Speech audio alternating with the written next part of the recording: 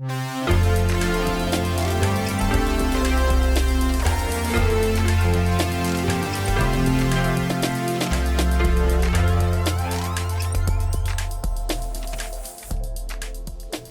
friends, and welcome to the February 10th edition of Weekly Witness, Texas Impact's weekly podcast designed to help mainstream Texans of faith understand the legislative process and help you engage with the Texas legislature.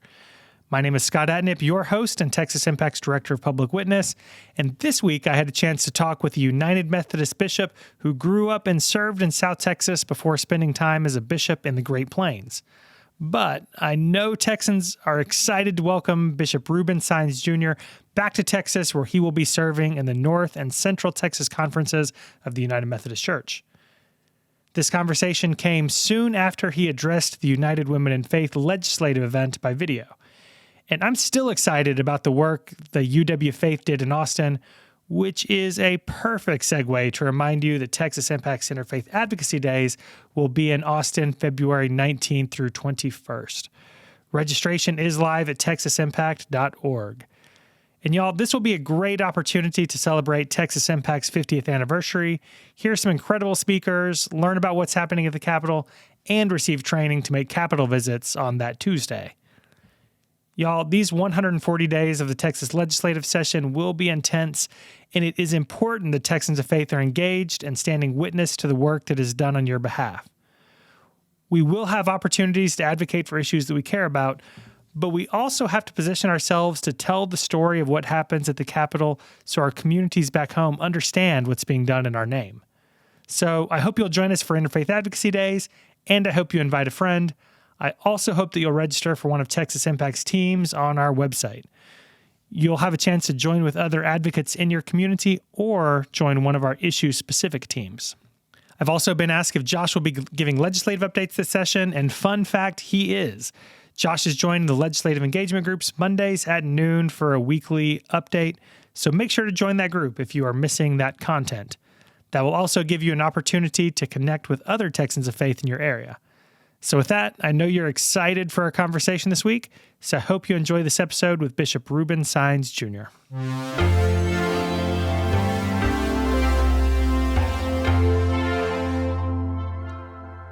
Joining us for today's conversation is United Methodist Bishop Ruben Saenz Jr., resident bishop of both the North Texas Conference, based out of Dallas, and the Central Texas Conference, based in Fort Worth. Bishop Saenz, welcome to the conversation.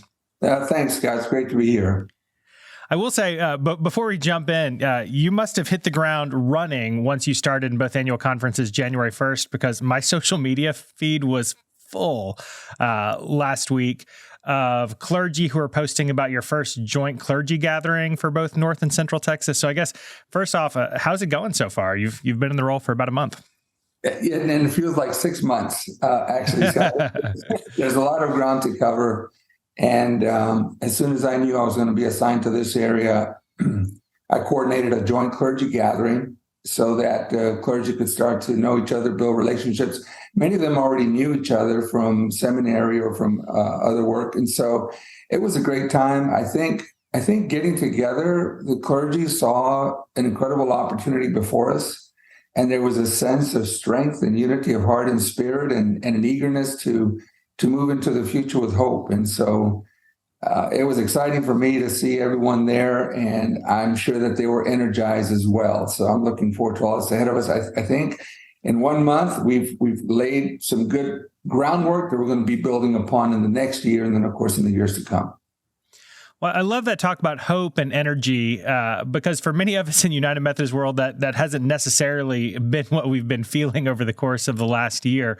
And so let's just start with the elephant in the room. This is an interfaith program. There are people from all kinds of backgrounds who are listening, but it seems like everywhere I go these days, as a United Methodist, people of various faith backgrounds are asking about the current state of the United Methodist Church because they recognize for many of us, it has been a hard year.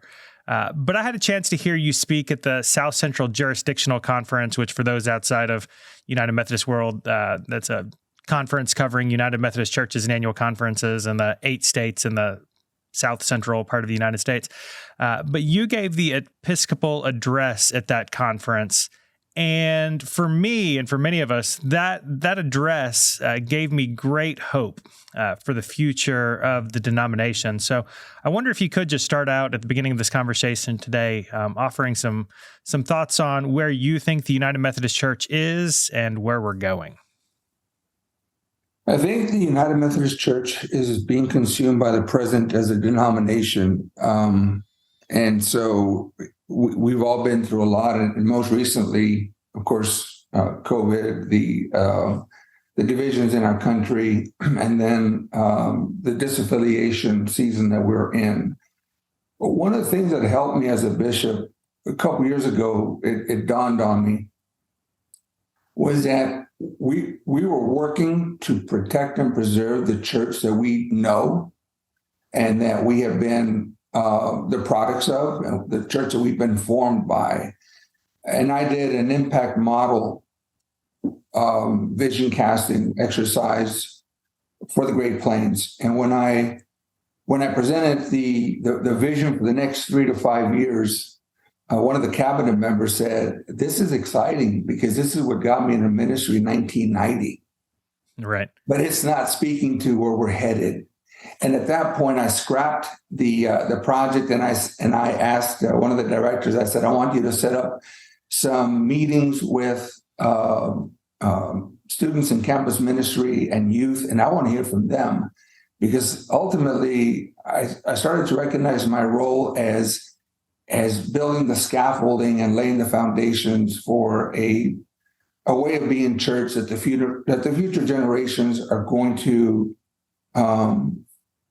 be excited about and also thankful for." And so that just changed my whole mindset. And I started to think, it's not about preserving the church that I know and love. It's about making the transition to a church that's going to give the future generations the tools for critical reflection, to be voices for that advocate for the well-being of others in whatever vocation they find themselves in. And as I started to learn about of course, the millennial, the alpha, and the beta generations, they're very concerned about things that are affecting the world. And while these things such as climate change and all these other things are polarizing for us as boomers, they're unifying for the next generation. And so what does it mean to start thinking in those terms? And how do we get beyond ourselves to start imagining the church for not the next 5 years, but the church for 2050? And how do we begin architecting that today? And so that was kind of the impetus for my Episcopal address. That started. Yeah. So what does that church look like? A church that's focused on those new priorities? Well, for one thing, and I think it has to do with the way that this new generation sees the world. They're going to be much more multi-ethnic, multiracial, number one. So that is in contrast to the monoethnicity in our churches today, and how we segment and compartmentalize ourselves. They're going to be people that they're increasingly tolerant of various religious beliefs, and many of them who identify themselves as spiritual but not religious. So they have a spiritual hunger, but maybe not necessarily for the forms in which the faith is now offered. And so, what does that mean to be a movement that shapes and forms people? In our case, I know this is an interfaith movement with Texas Impact, but in our case, that shapes and forms people in the likeness of Christ to live in the world. And so this generation is going to connect with nature, and they're going to defend the future and the planet, which leads them to have conversation about sustainability. They're going to be committed to that. They're going to be committed to the environment, to themselves, and they're going to have a foresight to think about what kind of a world are we leaving the next generation. And I think that's something that we don't spend enough time thinking about as boomers, right? we think that the world is made for us, and we dominate it, and we produce the goods and services to meet our needs. and without much thinking about what's going to happen to those that come behind us. But these next generations, I mean, they will even cancel a corporation that is not a good global citizen, and they'll do that without thinking twice about it. So they're just a different breed. They're going to be technologically savvy. I mean, they're going to have to be making some moral decisions about all kinds of stuff, about the use of technology and the use of biological engineering, and so how does one morally and ethically reflect and influence conversation, dialogue, and the direction that these things are headed? Because as great as they are, and as helpful as it can be for society, they also have a dark side. Everything that sheds light also has a dark side. So these persons that are engaged in those conversations about technology or about biological engineering or about sustainability, they have to be able to think about how is this going to benefit the global human community. And so what are the moral and theological frameworks that people are going to be using to have those conversations and not be dismissed, but be included so that they can have a voice in the direction that this human community is moving toward. And I think a church of the future has got to be mindful of that, and they have to equip people with the tools. And of course, in the Methodist Church, we have what we call the theological task, which involves scripture's primacy, the church tradition, reason. Of course, what does reason say? And then what does our human experience say? And so in light of all that, how can we be responsive to the emerging needs around us, those that are present and those that are also coming into the future? And so as I look at the church, we have an analog way of being church, and now we're moving into a digital or virtual way of being church. There's this transition that's happening. Neither one, is a standalone in and of itself, but there needs to be a hybrid. And so, and then again, I mean, we live in a demographic where the population is simply just exploding. I mean, we're going to have 10 million people by 2030 in the two conferences that I'm currently serving. That's 10 million people. We're the fastest growing area in the U.S. right now, and the third largest media market. So we have to figure out a way to walk alongside the community in ways that we're participating, that we have something to share, and that we can help humans live together better than they have been in the past, I guess. Yeah. You mentioned our moral and theological framework and talked about the United Methodist, the theological task. I've always seen and appreciated bishops who were a moral voice for the church, speaking out on issues of justice. And you certainly did that in your Episcopal address, talking specifically about climate, which you've done a couple of times already today, talked about systemic racism, equality, and more. So I do wonder, as an Episcopal leader, as a bishop, how do you decide which issues that affect our community, which justice issues you choose to prioritize? For me, Scott, there's just so much that I could spend every day writing statements. Right. I mean, it's just what's going on in our world today. You can't keep up with it. But I guess for me, the center of it all, and this has to do with my sense of 2050, it has to do with children. Everything affects children. They're the most vulnerable population, in our communities, in our nation, and in the world. Whatever adults decide affects children. So all major religions have a moral responsibility to ensure that children have their needs met for a better society and for a future society. They all do. And in the Christian faith, of course, Jesus put the child at the center of the project. He said, "Let the children come to me, for theirs is the kingdom of heaven." And so we find that Jesus prioritizes the well-being of children. And I think he did that because he was drawing attention to the responsibility that we as adults have as people engage in the civic world, to create a world where children are going to have their needs met, their physiological needs met: clean air, heat, clothing, water, food, shelter. I mean, those are basics. And then also in a society where children feel safe, health-wise and personally and emotionally and financially. There's nothing as devastating than to have a child live in poverty and to worry about, am I going to eat something this weekend? Right. Or to be evicted from a home, or not to have a home.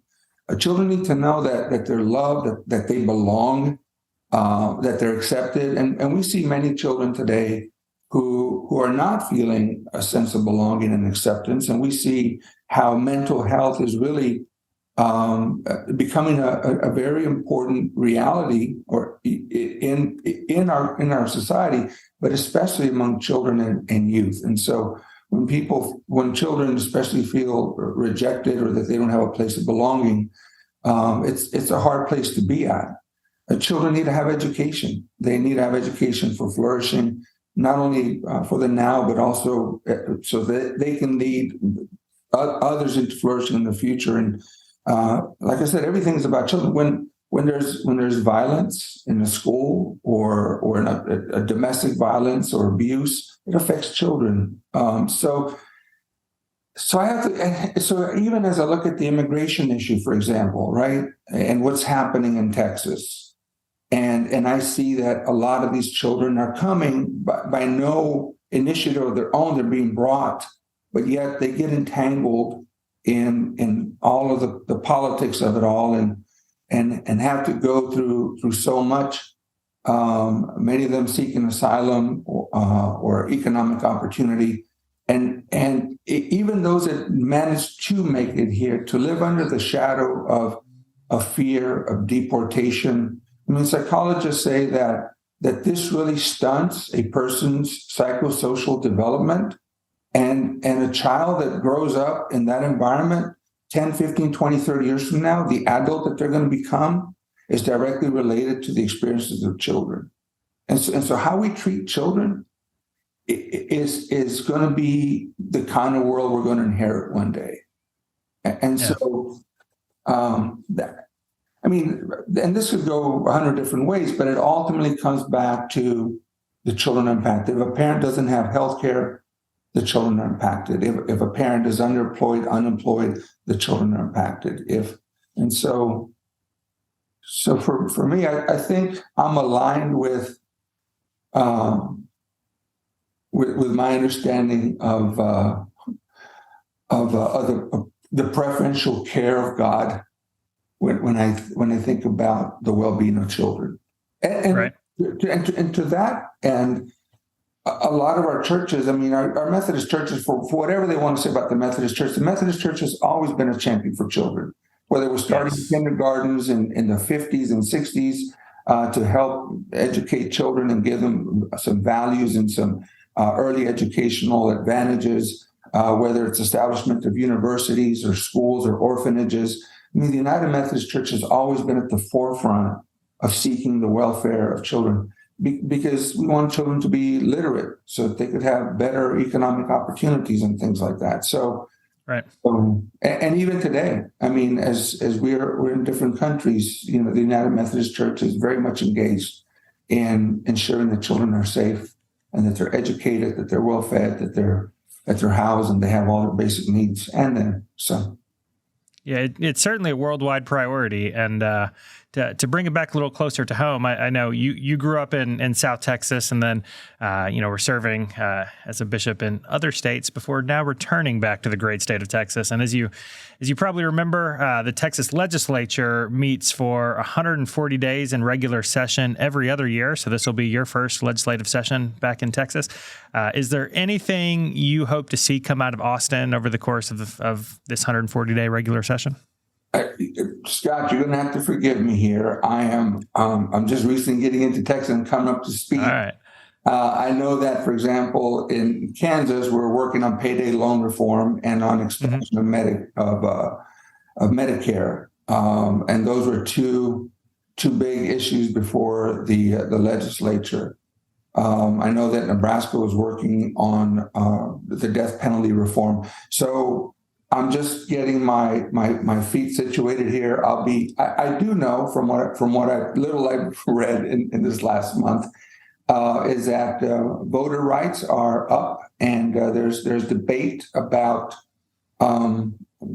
voter right limits to early voting registration or expansion of voting polls to all over the county instead of just centralized in some places, which gives people without transportation easier access, expansion of mail-in ballots and things like that. I would want to hope to see that voting rights are expanded, not curtailed. Number one, right. I do think that we need to work on immigration reform, that we need to find a way to give people that have been in the country and have been productive citizens a pathway to amnesty. I do think we need to give people a process whereby they can apply for asylum if they're fleeing political or personal volatilities and persecutions. I do think that. I was reading on your Texas Impact that that Operation Lone Star is one of the items. Is that on the agenda for this legislative session? Yeah, there will be a lot of conversation about funding for Operation Lone Star and how we as a state are interacting with migrants at the border. I was born on the border. Okay, so I was born in Rio Grande City, and so for me, immigration was very natural. I mean, we go across to Mexico, and people from Mexico would come across to the U.S., and some of the students in our school were from Mexico, and so for us, immigration was not a threat, so to speak. But when I go back there, we have a home in Wesco, Texas. It is like a militarized zone. I mean, we have the balloons that are monitoring the border. Of course, there's Border Patrol vehicles driving up and down Interstate 83. There are Department of Public Safety vehicles, sometimes that are spaced half a mile to 1 mile apart from each other, all along the road. I mean, it's you feel like you're being surveilled all the time, and it's just a very, very thick presence of enforcement, right? That is going on there. That does create an ethos and an atmosphere of suspicion, and also just so I would say 95% of the people along the border are not affected by what's going on, but it's because of the 2, 3, 4, 5% that I think is just overwhelming presence. It's a strong message, and I guess the message is not for the people here in the States. The message is for those that dare to come. Right? Look at what you'll encounter if you make the trek up here. And so it is presented as a deterrent, so to speak, in case anybody has any ideas. But it is a lot of money, and has been, for better for worse, it has been politicized, and it's become an important issue. And I think immigration is tied into also political representation. Because if you have more people that are in here, then eventually you have a struggle for political power. And so it's not just about immigration. It's eventually about the political power and vote and control over the resourcing and the decisions of states. And so it's not a standalone issue. It is directly tied into a concern about what will happen politically in the years to come. Yeah. I actually haven't been down there since COVID, but it has certainly changed even over the course of the last few years. Texas Impact Org has a Courts and Ports program where we bring people of faith down to see and experience what's happening at the border. And in fact, many North and Central Texas conference churches have brought groups down. But it is important to see and to experience what's happening there for yourself, as opposed to listening to what those in power might be telling us. I do wonder, So one of the things you do is serve as a shepherd or a guide to clergy in your annual conferences. And for many clergy, they have trouble kind of figuring out how to handle or how to speak out on policy questions or what some might consider to be political topics. So what advice do you have for your clergy about how to handle that in the local church? First of all, part of our role as pastors and shepherds is to also have a prophetic voice, right? To speak. As United Methodists, and this is another issue, right?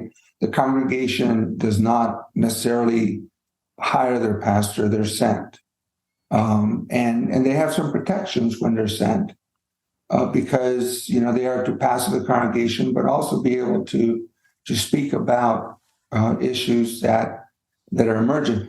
One of the things that happened during COVID, for example, when I was in Kansas and Nebraska, is that if a pastor would speak about, George Floyd or Black Lives Matter or request 8 minutes and 46 seconds of silence, I'd get letters from churches requesting the pastor be removed immediately, right?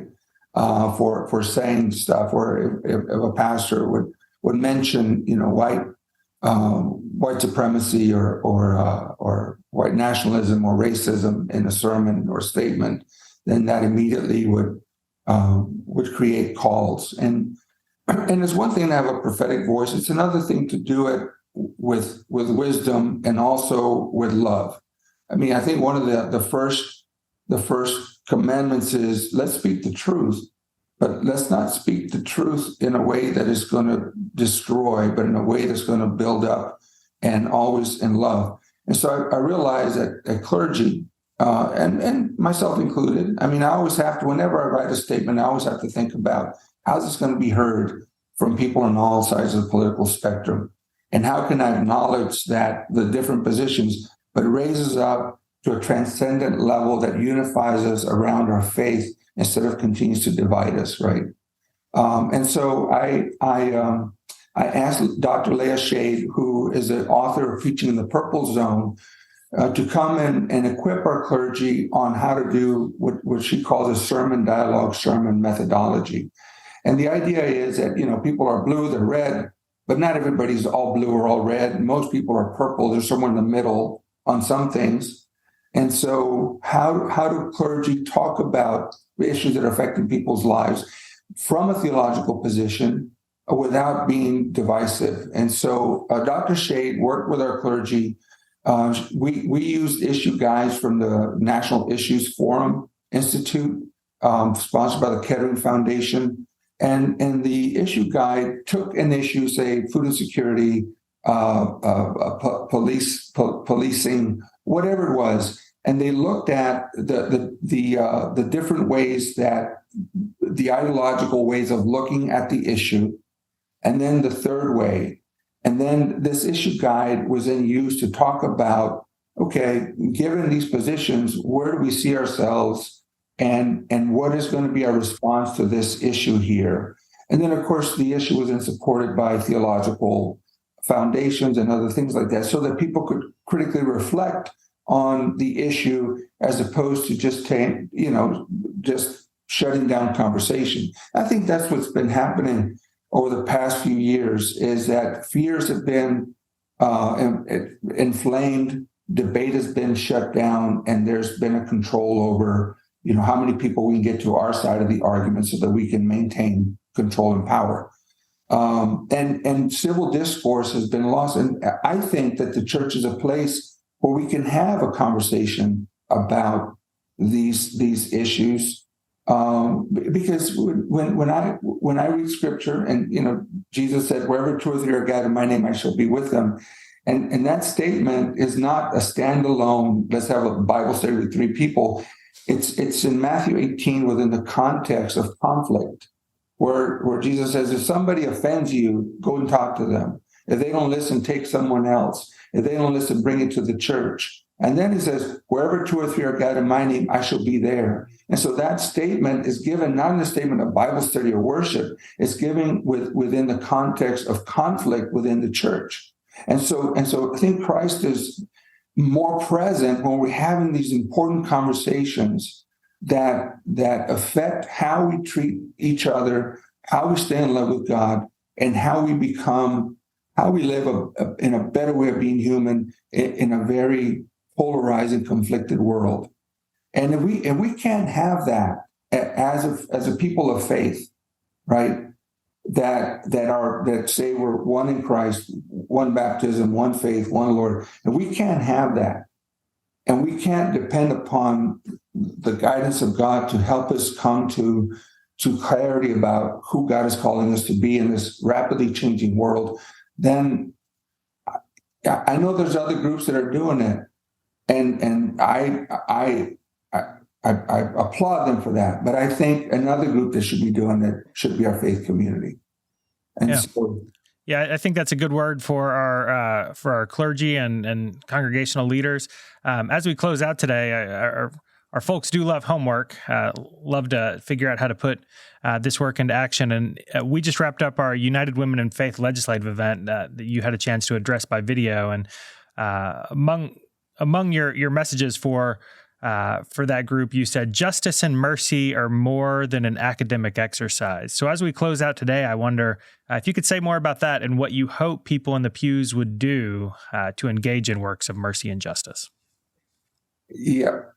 Well, first of all, what I meant by that is that let's take racism, for example. After the George Floyd incident, everybody bought the books, how to be anti-racist and all this kind of stuff. And so we had the book, the book studies and we talked about it. Then we put the books away and we go on. And so we all have a tendency to do that. We can talk about poverty, for example, as a topic, and we can talk about all the social determinants that cause poverty.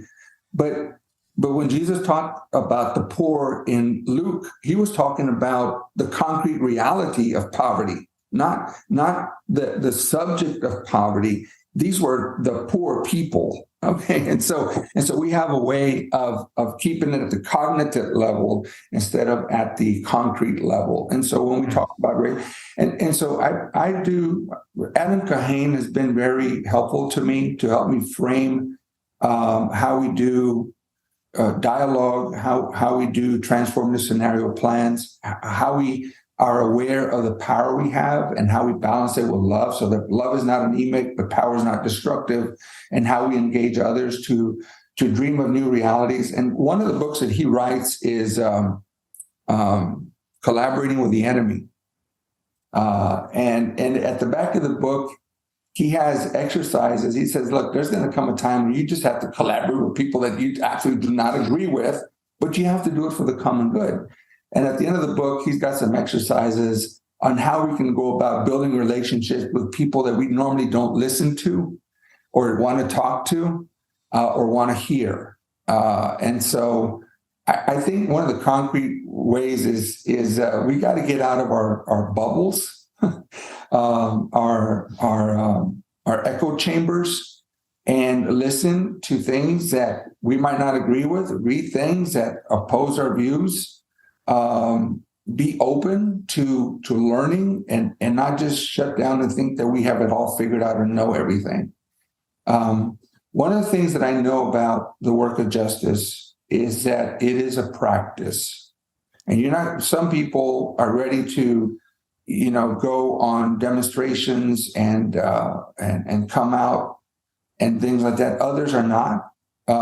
You can be personally just. But then corporate just and church justice and other things like that, and then you move into interfaith justice and looking at the community and asking yourself, what can we do for the vulnerable among us so that they can have access to goods and services that we enjoy? And so that's where you're at with Texas Impact. I think it's a practice. It stretches us beyond ourselves. Because it tells us at the core, yes, I am my brother's keeper. I am my sister's keeper. And my well-being is dependent upon their well-being. Jeremiah said this, seek the welfare where you're planted. get married, have businesses, grow your children, everything else, and seek the welfare of the city where you are. And these were Israelite. These were Jewish community that were in Babylon. And Jeremiah said, don't wait until you get out of Babylon to come and flourish in Jerusalem. Right there where you at, start flourishing and look for the best, for the well-being of Babylon where you are, because in their well-being, you'll find your well-being. One of the things about COVID is that we realized that we are an interdependent global community. What happens somewhere else affects us here in the States. Look at Ukraine. We're not autonomous, individual, independent units. We're interdependent and interconnected. And I think that is a step in the kingdom vision that Christ came to talk about, right? Reconcile all things to myself. I think whether that's a secular motivation or a spiritual motivation, I think it's a combination of both. We realize that we are inextricably, our well-being is inextricably bound to each other. And so, take baby steps. I know I find that in my position that I've been thrust into the sphere of policy making, because I have a 60,000 foot view over what's happening in the state. And as I get around, I get to see some of the factors that are happening and start connecting dots. And so my platform, I have a moral responsibility to get engaged in these conversations at these levels, because it's not just about the personal well-being. It's now about the well-being of 20, 30, 40, 50% of the population. 100,000 people, this and that. It's not just my uncle or my aunt or my friend. It's like, this is affecting a broad swath of community. And so what are the policies that can help, create abundance and resourcing to these communities? So yeah, and to tie it back with how you started that piece of the conversation, we can only have an accurate view from 30 or 60,000 feet if we've had conversations with those people who are actually in our community, and oftentimes those folks who aren't at the table, those marginalized voices. And so I think if we're talking with faith folks, those conversations are important, so we make sure that we're representing the entire community. Right? Yes, exactly, and not just our group. Yeah. So Bishop, you have been so generous with your time today. I really appreciate that. Before we close out, I want to see if there are any shameless plugs you'd like to leave us with today, or any information you'd like to impart upon our listeners. Well, I'll tell you what, stay tuned with our Facebook page. I think, we're going to have some good direction coming out of that. We're looking to be a church that doesn't have to say something, but that has something to say. We want to be a faith community that is for something, not just against everything, but actually for something. And you're invited, you're welcome. And we hope to see you either in the community as we partner with you, or in our church communities or fellowships. So, and I would just say, stay tuned to our Facebook. This is emerging as months and years go by. All right. Bishop Ruben Saenz Jr., thank you so much for the time today and for the ministry you're doing. We'll be praying for your leadership and look forward to talking again soon. Thank you, Scott. God bless. Bye.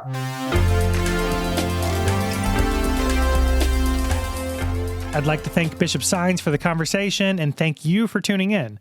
I hope you enjoyed the conversation, and I hope it inspires us all to do the work of justice and democracy, both during the legislative session and beyond. We are in the beginning stages of the legislature's 140-day session, and we look forward to resourcing your advocacy and justice work during this session. I look forward to your questions and suggestions. Feel free to reach out at scott@texasimpact.org. And as we wrap up, make sure that you are subscribed to the podcast and sharing it with your friends and congregations, and go to texasimpact.org for other ways you can get involved during the legislative session. While you're there, make sure that you and your congregation sign up to be members of Texas Impact to support this podcast and the work of Texas Impact year-round. And with that, I think it's time to draw this episode to a close. So remember, the world needs Texans of faith active and engaged. So let's get to work.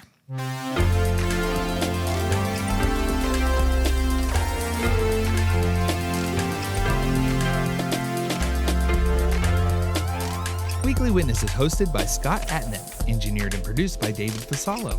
Our executive producer is B. Moorhead. The opinions expressed on Weekly Witness are those of Texas Impact and our guests, and do not necessarily reflect the views of our sponsors. Weekly Witness is a product of Texas Impact, people of faith working for justice. Visit us online at texasimpact.org.